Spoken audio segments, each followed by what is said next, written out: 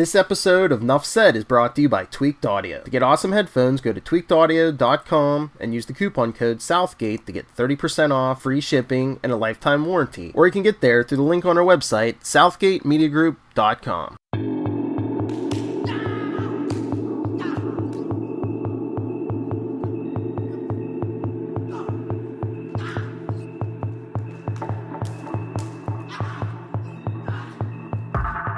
What is the sound of one hand clapping? What is the sound of one fist punching? What is the sound of the IronCast? Greetings, dear students, and welcome once again to your journey into the esoteric and the guide to enlightenment, known as the IronCast. I am your host, Charlie, the Professor Esser. With me, as always, is my svelte, financially stable friend. It's Mozz. Hey, Mozz. So glad you're here, as always. Tonight's episode, Season 2, Episode 5. There's a new Iron Fist in town. He's itching to make his presence felt. Meanwhile, Ward calls in a favor, and Joy considers her options. Episode title is Heart of the Dragon. Our director is Marazzi Elmas. Roy Thomas and Gil Kane, of course, get their created by credits for the comic characters. Over here we have our Declan DeBarra gets our written by credit.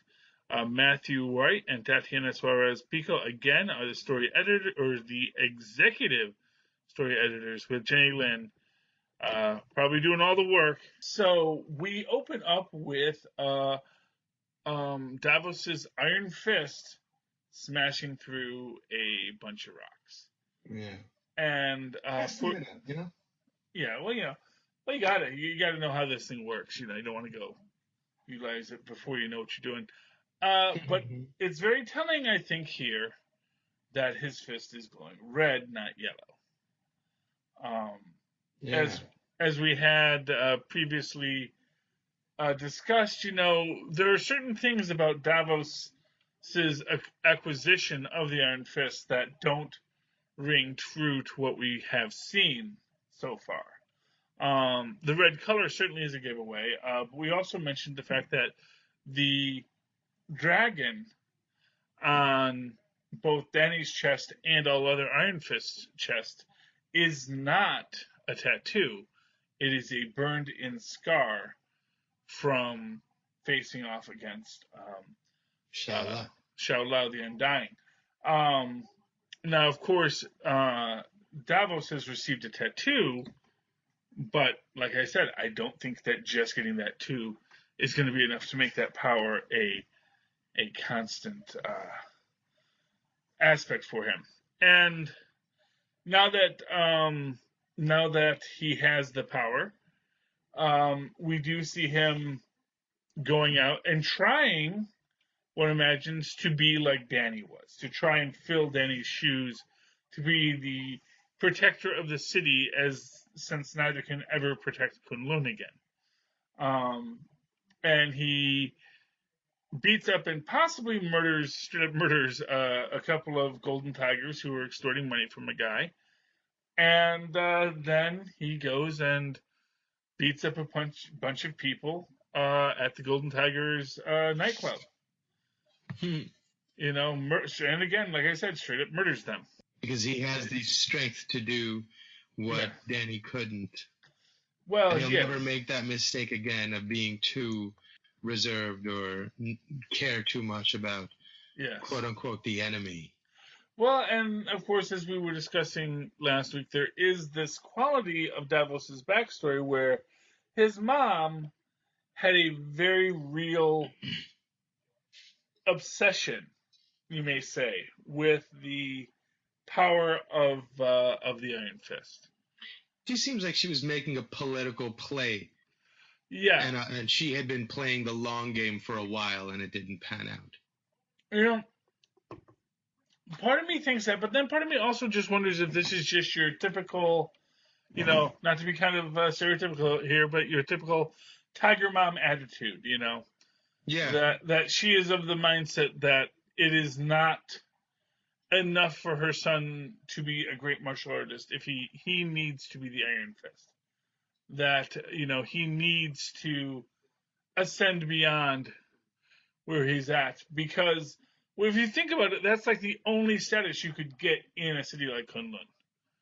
You know, right? Kunlun is a city of monks, essentially. You know, so it's not like anyone, you know, is going to be impressed that you're anyone there.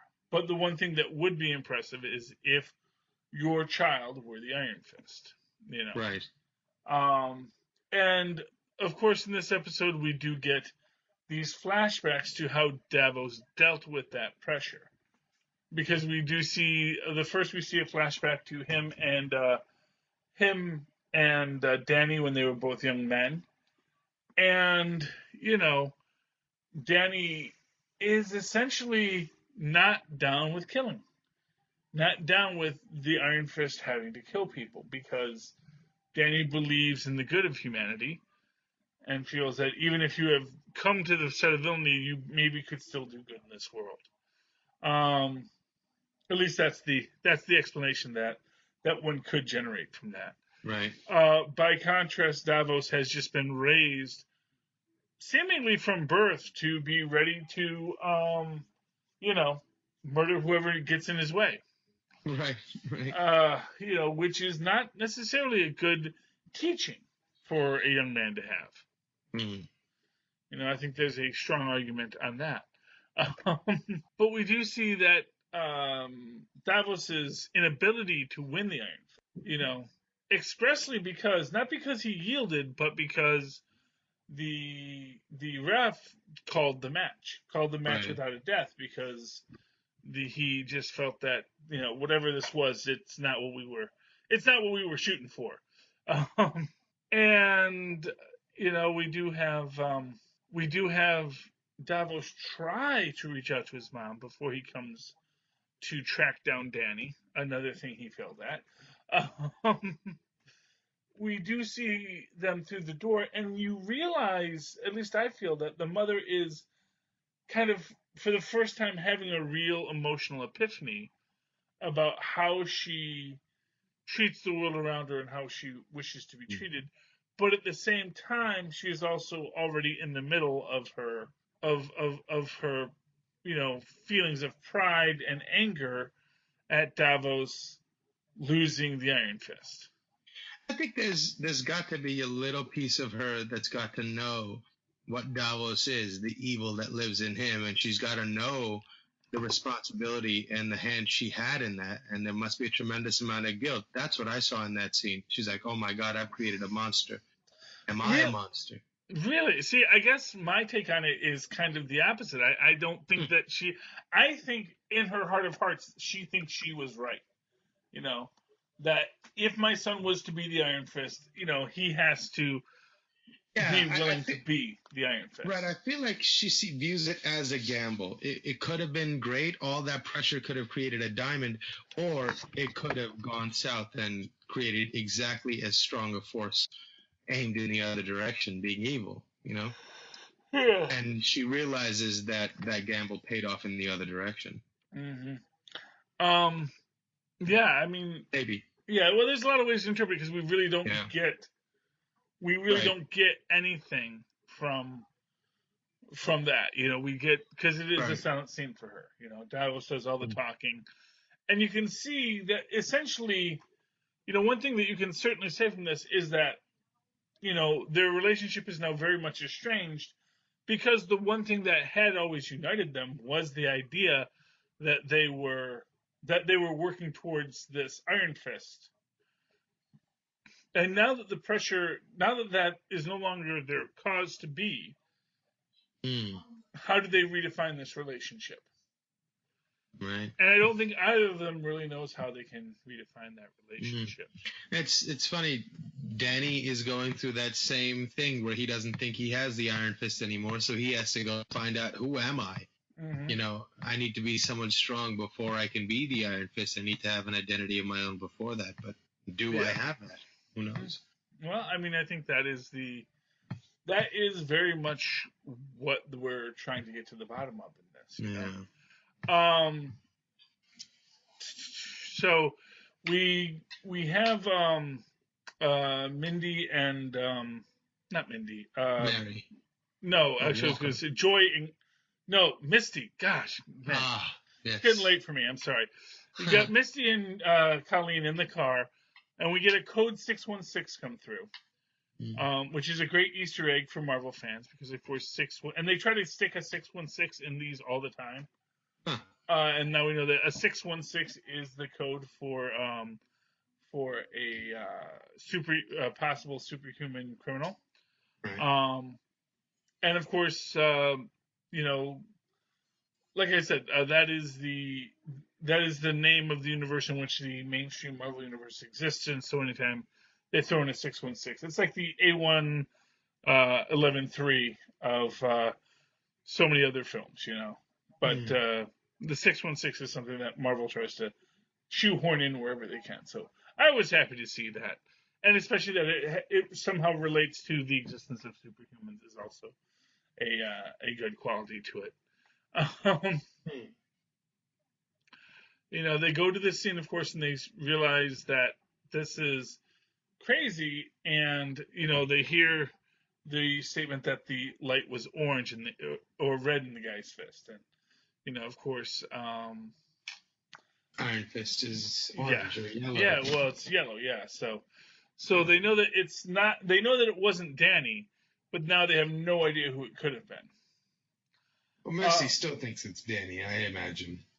You think Misty thinks it's Danny that busted up? It's got to be. I mean, like, she's got to think, okay, Danny's going off the rails or something. It's like, who else could it be? Well, I mean, not for nothing, it could be her boyfriend up north. You know, it's not like there aren't other superhumans in the New York metropolitan area. So that's fair. You know, I think assuming that it's Rhino committing some kind of fraud is unlikely.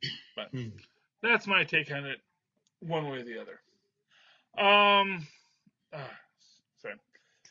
So we see that Danny has been let go, and he sort of wanders around and gets picked up, as luck would have it, by the gang of toughs from the first episode, who Colleen spoke with, you know, previously while she was trying to track down the diary of a lost patriarch of her clan, and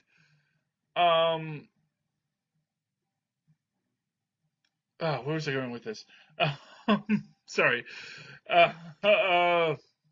So they have a plan to sort of sell Danny over to the Golden Tigers because they think that'll be of some value. Well, yeah, that is essentially what happens here. So Danny wanders out and gets picked up by this gang led by Rhino, and they hold him essentially hostage. And we do see Danny realizing that he does not have access to the Iron Fist here in a very unfortunate way, which is that he slams his hand down on the iron chain that he is bonded to, which of course he's not going to break with just his iron hand, or just his fleshy, bony hand. I know the funny part about all this is even without an Iron Fist, there's, you know, videos all over YouTube of these monks breaking bricks and like bending metal with their shins and fists. So I feel like, I know he's in a weakened state, but I don't think it should have hurt him that bad. Maybe it's just the shock of it all. But well, I mean, if he was expecting to go through it, you know, Bill Cosby has an old bit about a friend of his who's a karate expert, you know, and he used to say, you know, the trick to breaking up wood or breaking a stick or a brick is you don't look at it, you look just past it, because you're not thinking about your hand hitting it, you're thinking about your hand moving through it. And I kind of feel that is, but you know, there's this side story to that where, as he's telling you that you know that worked well for the guy until the one day the guy's thinking, my hand is through the rock already, and the rock was like, no, it's not. You know, and that is where Danny is here. He was thinking through the chain, and the chain was like, nope. I am a chain of cast iron, buddy. You are not doing nothing to me. Right.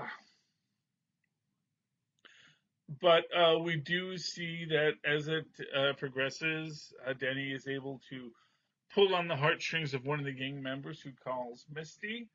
And then, of course, as serendipity the sea serpent might say, what a coincidence, um, they find the knockout drug that they have specially made for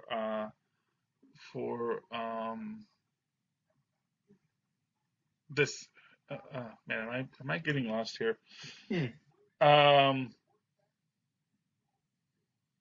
No, What knockout drug? Yeah, I'm completely lost on where I'm thinking. I'm sorry. Don't mind me. I'm losing my train of thought here. Mozz, take over.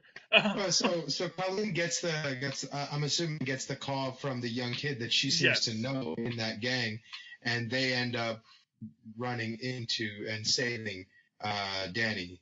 Yes. Misty shows up with the badge, says NYPD, get the hell out of Dodge, otherwise I'm going to have to arrest you, and the kid's more than happy to oblige, and they walk out of there with their iron fist. Yeah, not more than happy, actually, kind of very, very slow on that, and for whatever reason trying to, act like... Yeah, well, maybe what I meant was they should be happy that they're walking out of there not getting arrested. Exactly, yeah. Or shot. That's the one thing that surprises me about the show, that the NYPD is really careful about shooting people. Well, I mean, for what it's worth, it is Misty, and she is probably a better cop when it comes to that. Although I kind of got the feeling she was like, what part of NYPD don't you understand? It's like, you really think I'm not going to shoot you? We are the NYPD. You are standing there with a weapon above a man trying to cut his fingers off. You are not getting out of this without getting shot if you continue on what you're doing. Because that is for once a really righteous kill here, Right, and all they wanted was $500. Yeah, I guess they don't realize that it's really Danny Rand of the Rand Corporation. Right. Oh, you work at a furniture moving company because you got all this money. I love that. That was hilarious. It just goes to show you, it always comes back and bites you in the butt. But one of the things I liked about this is they don't get Claire. In fact, Misty asks, should I get Claire? And they're like, no. Rand should have a private physician, which is an interesting take on it, which is that they don't even know if Rand has a private physician. And as it turns out, they don't. But for whatever reason, they have decided not to bring in Claire this show. And I don't know what went on with the actress's contract, but I do get the feeling like there was this decision to pull her out of the series halfway through Luke Cage. Right. You know what I mean? And so Ward calls his sponsor, or his former sponsor, who is an anesthesiologist, and she's like, I'm an anesthesiologist. This is way beyond the kind of stuff I do. Get him to a doctor. I mean, she does her best, but she basically says, if his fever spikes, call 911. Take care of this. He is in a very bad way. And that is a I mean, it's good that they get through that. But they start to sort of triage what's going on, and Ward is like really shocked to find out that Davos is the one killing people, because as far as he knew, he was just his sister's latest fling. And I really like the conversation we get at the end of this with Danny. With everybody? Well, I was going to say with Danny and Ward. Ward saying that he's seen that same dragon. Yeah. Basically comparing the anger and the passion of the Iron Fist to addiction. Right. Which I think is actually one of the things that we're looking at here, because of course we saw prior to this that Danny was having maybe issue with controlling his rage, controlling the fire within him. And of course, with Davos, there is no desire to control it. Right. You know, Davos as a vessel is purely one seeking to kill. Yeah. Which again goes to that idea that maybe that is why he was not selected for the Iron Fist. You know, I think that really the more you think about it, the more it breaks down that, you know, there were a lot of people who could have been the Iron Fist, but only Danny Rand was the one who was truly worthy. And I think it does make a great dynamic between Davos's mother and Davos's father. That Davos's father is the one who says he is not worthy of the Iron Fist, because he could not show mercy, or, you know, because he was going to make his friend kill him in order to get the Iron Fist. And it's clear that, you know, Davos's father was of a very different mindset, I think, than his mother. You know, because I think it's entirely possible, that he did not want his actual begotten son to be the Iron Fist, because it's a very dangerous profession, obviously. And I think that, you know, at the same time, man, I'm losing it. At the same time, you know, his mother basically tied everything in her being to the idea that her son would be the Iron Fist. Right. You know, and when you put that much of yourself into that idea that I am not a person if my son is not the Iron Fist, that you're basically going to find yourself in a situation where you are going to be disappointed and you're going to have your whole world unraveled, because there was only going to be one Iron Fist ever. And, you know, quite frankly, you're missing the point of what it takes to be an Iron Fist. Yeah. So, yeah.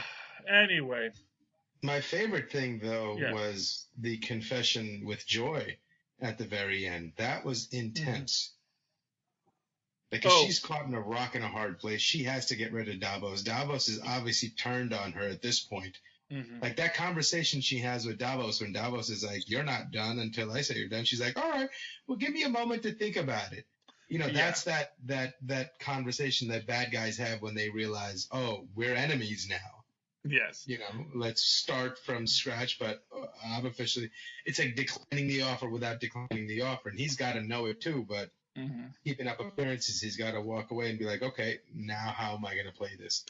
Yeah, but and with that on her head, she's got to come to terms with what she did and whether it was right or wrong. And watching Danny react to it, it was like, wow, that was intense. Yeah. And of course she does get the video of the the ritual, but it is something that she can't really wrap her mind around, and it actually makes her realize that maybe she made that wrong mistake. We also see her reaching out, and this I thought was like the very interesting thing, is she reaches out to Mary for the protection, and she gives Mary the money, and then Mary walks away and leaves the money behind. Which, I thought was a neat touch to show the unique problems that Mary, as the person suffering from this dissociative identity, is going to have. So wait, she left the money there?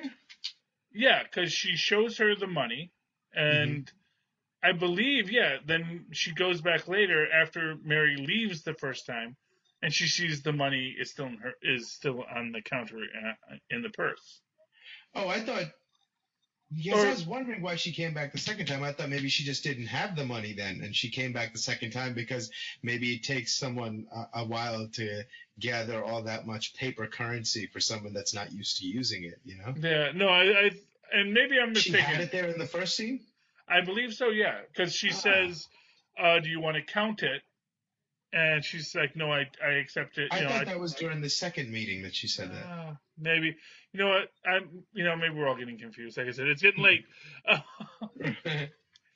We don't really get a resolution to any of our major stories here. We do see that basically Mary gets arrested along with Joy by Misty. And again, this great, breaking no nonsense quality for Misty here, where Colleen is trying to like talk to Joy through the door, and then Misty's like, "Bang bang, NYPD, open up." Yeah. And then they get we get a great fight scene with Mary. Misty and Walker. Yeah, Misty and Walker, and actually Colleen gets in on that too. Yeah. And Walker does hold her own, but they do eventually put the cuffs on her. No, this is the girl that took out the Iron Fist, Yeah, but you know what? Well, first off, it might have taken a lot out of her to take out the Iron Fist. Also, she planned it. Yeah. Well, she planned it, and Danny was pulling his punches. Right. Of course. That's the thing to always remember here, is that, especially at the start of it, is Danny was sitting there unsure of what to do. Missy's not unsure of what to do. Right. And even Colleen's not really unsure of what to do. They know that they're aware now, and so their ability to take this woman down is she does not have the element of surprise, and she always had the element of surprise in previous situations, I'm sure. So yeah. So I thought that worked out nicely, and we already talked about Ward and the dragon and the Iron Fist. Anything else you want to talk about? Anything else you want to say for this episode? I'm super interested to see how Danny's fragile little mind is going to handle this betrayal by Joy, and whether he delves deeper into the self-pity and allows that to guide him down a wrong path, or if he's just going to be the ultimate Boy Scout and forgiver and just be like, okay, everyone's back on the same page. We got to go kill Davos. Yeah. Well, there's only 5 episodes left, so I'm sure they'll figure it out. Okay. Yeah. Mozz, how can people find you if they'd like to reach out and talk to you about all this? Oh, they can email me at mozzmanzor@gmail.com, or find me on Facebook under Mozz Manzor. That's MOZZMANZOOR. And of course, you can always write to me in that old-fashioned email way, where Mozz and Paz once did, at superconnectivityblog@gmail.com. That's superconnectivityblog@gmail.com. Of course, follow me on Twitter as I live tweet Agents of S.H.I.E.L.D. and Cloak and Dagger, and anything else that's really awesome that's coming back soon. At Charlie Esser. Get ready, Mozz. That's CharlieEsser. Look for the 2 E's in the middle. For quality. Oh, as I fall asleep while I'm trying to teach you, my students, I give you my heartfelt apologies and say to you, as we walk the never-ending path of the Iron Fist, that is not a path to a door, but a road leading forever to the horizon, or at least 5 more episodes. Thank you, dear students, for joining us. Please connect with us again. Good night.